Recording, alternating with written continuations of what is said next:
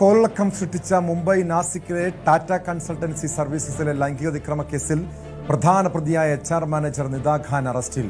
ഛത്രപതി സാംബാജി നഗറിൽ നിന്നാണ് നിധയെ അറസ്റ്റ് ചെയ്തത്. ലൈംഗിക പീഡനം, നിർബന്ധിത മതപരിവർത്തനം എന്നീ കേസുകളുമായി ബന്ധപ്പെട്ടാണ് നിധയുടെ അറസ്റ്റ്. 25 ദിവസമായി ഇവർ ഒളിവിലായിരുന്നു. ന്യൂസ് ഡെസ്കിൽ നിന്ന് പ്രദീപ് സി നെടുമൺ ചേരുന്നു. പ്രദീപ്, നാസിക് BPO യൂണിറ്റിൽ നിന്ന് ഞെട്ടിപ്പിക്കുന്ന വിവരങ്ങളായിരുന്നു ഏകദേശം ഒരു മാസം മുമ്പ് പുറത്തു വന്നത്. അതായത് തൊഴിലെടുത്ത് സ്ത്രീകൾ ഉൾപ്പെടെ ലൈംഗിക ചൂഷണത്തിന് ഇരകളാകുന്നു, മതപരിവർത്തന ആരോപണം. ഈ സംഭവത്തിന് പിന്നാലെ അതായത് ചില പ്രതികൾ, അവിടുത്തെ ജീവനക്കാർ അറസ്റ്റിലാകുന്നു. പക്ഷേ HR മാനേജറായിരുന്ന നിദ ഖാൻ ഒളിവിലായിരുന്നു. അതിനിടെ അവർ മുൻകൂർ ജാമ്യ വിഷയമായി കോടതിയെ സമീപിച്ചു. താൻ ഗർഭിണിയാണെന്നും തനിക്കും കുഞ്ഞിനും സുരക്ഷിതത്വം വേണമെന്നൊക്കെ ആവശ്യപ്പെട്ട് കോടതിയെ സമീപിച്ചെങ്കിലും ജാമ്യാപേക്ഷ തള്ളുന്ന സാഹചര്യമാണ് ഉണ്ടായത്. എങ്ങനെയാണ് ഇവർ പിടിയിലാകുന്നത്? അതെ ടോം, ഇപ്പോൾ അവർ നിദ ഖാന്റെ ജാമ്യാപേക്ഷ കോടതി മുൻകൂർ ജാമ്യാപേക്ഷ കോടതി തള്ളിയതോടെയാണ് അറസ്റ്റിന് വഴിയൊരുങ്ങിയത്. താൻ ഗർഭിണിയാണെന്നും തനിക്ക് കുഞ്ഞിന് സംരക്ഷണം വേണമെന്നും ആവശ്യപ്പെട്ടായിരുന്നു ഇവർ കോടതിയെ സമീപിച്ചത്. നമുക്കറിയാം, രാജ്യത്ത് വലിയ നടുക്കമുണ്ടാക്കിയ ഒരു കേസാണ് ഈ TCSലെ സംഭവം.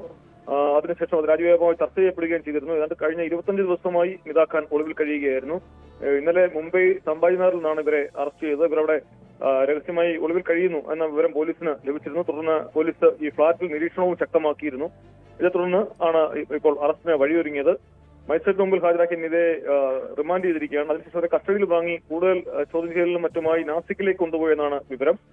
ഇക്കാര്യത്തിൽ കൂടുതൽ അന്വേഷണമാണ് പോലീസ് നടത്തി വരുന്നത്. കാരണം വലിയ ആരോപണങ്ങളാണ് നിദ ഖാനും മറ്റ് ജീവനക്കാർക്കുമെതിരെ ഉയർന്നത്. ഏതാണ്ട് 8 ജീവനക്കാരെ നേരത്തെ തന്നെ സംഭവത്തിൽ അറസ്റ്റ് ചെയ്തിരുന്നു. നിരവധി യുവതികൾ, 10ഓളം പേർ പരാതി നൽകിയതാണ് വിവരം. അത്തരം പരാതികൾ പുറത്തു വന്നതിനെ തുടർന്നാണ് ഈ സംഭവം ഏറെ കോളിളക്കം ഉണ്ടാക്കിയതും അറസ്റ്റിന് വഴിയൊരുങ്ങിയതും. നിദ ഖാനെ കൂടുതൽ ചോദ്യം ചെയ്യുന്നതിലൂടെ സംഭവത്തിൽ കൂടുതൽ വ്യക്തത വരുമെന്നാണ് പോലീസ് കരുതുന്നത്.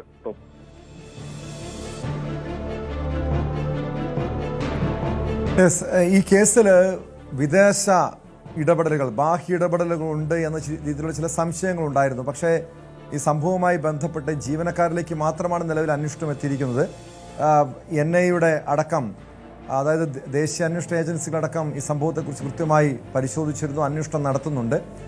ഇത് ആരാണ് ഇവരെ നിയന്ത്രിക്കുന്നത്, ഈ ബാഹ്യശക്തികൾ ആരാണ് എന്നെ സംബന്ധിച്ചുള്ള ഒരു വിവരം അന്വേഷണ സംഘത്തിന് ലഭിച്ചിട്ടുണ്ടോ പ്രദീപ്? രാജ്യാന്തര ബന്ധമുള്ള മതം മാറ്റം, അതുപോലെ ഭീകരവാദ റാക്കറ്റിന് പിന്നിൽ ഉണ്ട് എന്ന തരത്തിലാണ് ആദ്യം തന്നെ പുറത്തു വന്ന വിവരം. ഇക്കാര്യങ്ങളൊക്കെ പോലീസ് അന്വേഷിച്ചു വരുന്നുണ്ട്. മലേഷ്യയിലുള്ള ഒരു മതബന്ധമുള്ള ആളുമായി ബന്ധപ്പെട്ട് മറ്റും ഇക്കാര്യത്തിൽ ആരോപണങ്ങൾ ഉണ്ടായിരുന്നു. പക്ഷെ ഇതിലൊന്നും കൃത്യമായ ഒരു വ്യക്തത ഇതുവരെ വന്നിട്ടില്ല. പോലീസ് കൂടുതൽ പരിശോധന നടത്തിക്കൊണ്ടിരിക്കുകയാണ് ഇത്തരം കാര്യങ്ങളിൽ. ആദ്യം ഇതിൽ അറസ്റ്റ് ആയതൊരു ദാനിഷ് ഷെയ്ഖ് എന്ന ആളാണ്. അദ്ദേഹം TCSലെ ജീവനക്കാരനായിരുന്നു. തുടർന്ന് തൗസീഫ് അത്താർ, ഷാരൂഖ് ഖുറേഷി, റാസ മേമൻ, ഷാഫി ഷെയ്ഖ്, അഫ്താബ് അൻസാരി എന്നിവരെ പോലീസ് അറസ്റ്റ് ചെയ്തിരുന്നു. അവിടുത്തെ HRന്റെ ഓപ്പറേഷൻ മാനേജറായ അശ്വിനി ചൈനാനിയെയും അറസ്റ്റ് ചെയ്തിരുന്നു.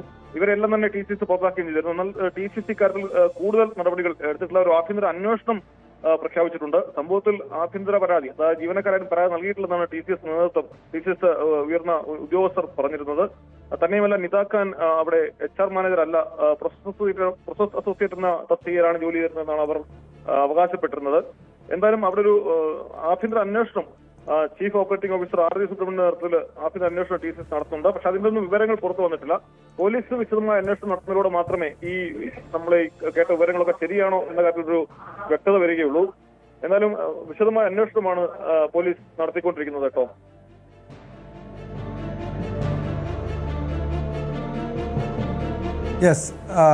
ഈ കേസിൽ നിദ ഖാന്റെ ശരിക്കുമുള്ള പങ്ക് എന്താണ്? കാരണം ഇവിടെ ഈ പരാതി പറഞ്ഞിട്ടും, അതായത് HR ഡിപ്പാർട്ട്മെന്റിന് പരാതി പറഞ്ഞിട്ടും അവർ ഈ വിഷയത്തിൽ ഇടപെട്ടില്ല. കാരണം ലൈംഗിക ചൂഷണത്തെക്കുറിച്ചും അതോടൊപ്പം മതപരിവർത്തനത്തെക്കുറിച്ചൊക്കെ പരാതി പറഞ്ഞിട്ടും ഇടപെട്ടില്ല എന്നൊരു പ്രധാനപ്പെട്ട ആരോപണമാണ് ഉള്ളത് നിദ ഖാനെതിരെയുള്ളത്. പക്ഷേ നിദ ഖാൻ HRന്റെ ചുമതലയില്ല എന്ന് കമ്പനി തന്നെ വ്യക്തമാക്കുന്നുമുണ്ട്. പക്ഷെ അങ്ങനെയെങ്കിൽ ഏത് രീതിയിലാണ് ഈ കേസിൽ നിദ ഖാന്റെ ഇടപെടൽ? അവർ ഈ കമ്പനി, അതായത് TCSൽ അവരുടെ ചുമതല എന്തായിരുന്നു? ഇക്കാര്യങ്ങൾ ഒരു വ്യക്തത വന്നിട്ടുണ്ടോ? ദുരൂഹതയാണ് തുടക്കം മുതൽ നിലനിൽക്കുന്നത്. നിദ ഖാൻ ഇക്കാര്യത്തിൽ ആദ്യം അവരുടെ ബന്ധുക്കളും മറ്റും പറഞ്ഞിരുന്നത് ഇക്കാര്യങ്ങളെല്ലാം തെറ്റാണ്, ഇവർക്കെതിരെയുള്ള ആരോപണങ്ങൾ ശരിയല്ല എന്ന തരത്തിലാണ് ആദ്യം പറഞ്ഞിരുന്നത്. പക്ഷേ അന്വേഷണത്തിൽ ചില സൂചനകൾ ലഭിച്ചതിനെ തുടർന്ന് തന്നെയാണ് ഇപ്പോൾ അറസ്റ്റിലേക്ക് എത്തിയിരിക്കുന്നത്. തന്നെയുമല്ല, കോടതി ഇവരുടെ മുൻകൂർ ജാമ്യാപേക്ഷ തള്ളുകയും ചെയ്തിരുന്നു. നിദാ ഖാനെതിരെ വ്യക്തമായ ചില തെളിവുകൾ പോലീസിന് ലഭിച്ചിട്ടുണ്ടെന്നാണ് നമ്മൾ മനസ്സിലാക്കുന്നത്.